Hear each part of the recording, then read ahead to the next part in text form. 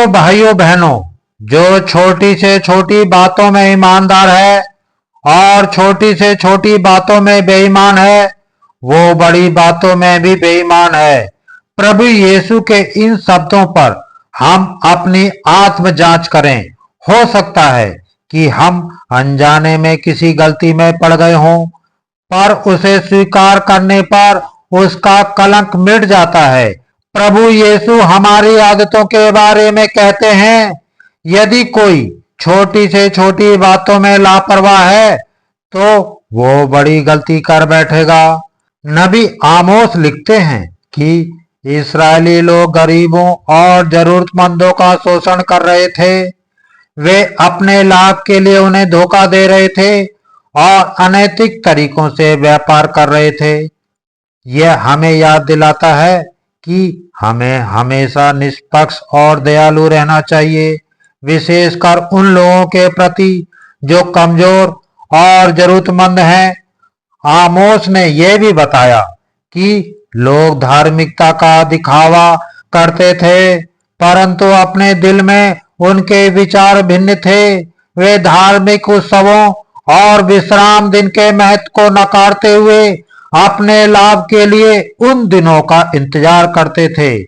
यह हमें सिखाता है कि हमारी आस्था और धार्मिकता केवल बाहरी दिखावे तक सीमित नहीं होनी चाहिए, बल्कि हमारे कार्यों और विचारों को भी प्रदर्शित होनी चाहिए। ईश्वर सब देखता है और वह अन्याय को सहन नहीं करेगा। जो लोग गरीबों का शोषण करते हैं और अन्यायपूर्ण तरीके अपनाते हैं, उनके कार्यों को ईश्वर कभी नहीं भूलेगा और उचित समय पर न्याय करेगा। यह हमें यह संदेश देता है कि हमें हमेशा ईमानदारी और न्याय के मार्ग पर चलना चाहिए, क्योंकि ईश्वर का न्याय आवश्यक होगा। 1 तीमुथियुस 2:1-8। मैं पौलुस ने मसीह जीवन में प्रार्थना, विनती और धन्यवाद के महत्व को उजागर किया है। उन्होंने सिखाया है कि मसीहों को सभी लोगों के लिए प्रार्थना करनी चाहिए, विशेषकर उनके लिए जो सत्ता में हैं, ताकि सभी लोग शांति और ईश्वर के भक्ति के साथ जीवन व्यतीत कर सकें। संत पौलुस ने भी सभी प्रकार की प्रार्थनाओं के लिए प्रोत्साहित किया। निवेदन प्रार्थनाएं, मध्यस्थताएं और धन्यवाद की प्रार्थनाएं। इसका मतलब है कि हमें न केवल अपनी आवश्यकताओं के लिए बल्कि दूसरों की भलाई के लिए भी प्रार्थना करनी चाहिए। ये हमें अपने स्वार्थ से ऊपर उठकर दूसरों की सेवा में लगाने के लिए भी प्रेरित करते हैं। उसने विशेष रूप से राजा और सभी उच्च अधिकारियों के लिए प्रार्थना करने की सलाह दी है। इसका उद्देश्य यह है कि सत्ताधारी व्यक्ति सही निर्णय लें, ताकि समाज में शांति और न्याय स्थापित हो सके। यह हमें याद दिलाता है कि हम अपने नेताओं की भलाई के लिए प्रार्थना करें, ताकि वे सही मार्ग पर चलें। सुसमाचार में हम देखते हैं कि धनवान ने अपने कारिंदों को बुलाया और उसे उसके कार्यों के बारे में जवाब देने के लिए कहा, क्योंकि उस पर अपने मालिक की संपत्ति को गलत तरीके से उपयोग करने का आरोप था। यहाँ ये सिखाना चाहते हैं कि हमें अपने संसाधनों का उपयोग इस तरह से करना चाहिए कि वे हमें स्वर्गीय मित्रता और अनंत जीवन की ओर ले जाए। धन और संसाधनों को विवेकपूर्ण और धार्मिक उद्देश्यों के लिए उपयोग करना चाहिए।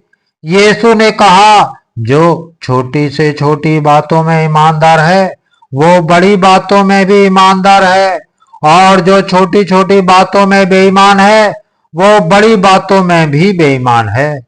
इसका मतलब यह है कि हमारी छोटी छोटी जिम्मेदारियों में भी हमें ईमानदारी और वफादारी दिखानी चाहिए। नबी आमोस का ग्रंथ 8:4-7। तुम लोग मेरी ये बात सुनो, तुम जो दीनहीन को रौंदते हो और देश के गरीबों को समाप्त कर देना चाहते हो।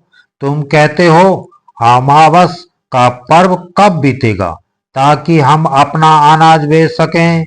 विश्राम का दिन कब बीतेगा ताकि हम अपना गेहूं बेच सकें।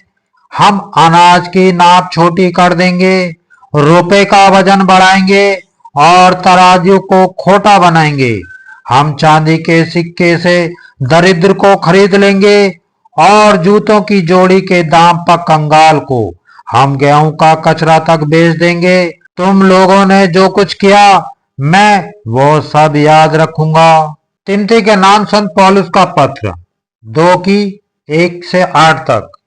मैं सबसे पहले यह अनुरोध करता हूं कि सब मनुष्यों के लिए, विशेष रूप से राजाओं तथा अधिकारियों के लिए अनुनय विनय प्रार्थना निवेदन तथा धन्यवाद अर्पित किया जाए, जिससे हम भक्ति तथा मर्यादा के साथ निर्विघ्न तथा शांत जीवन बिता सकें।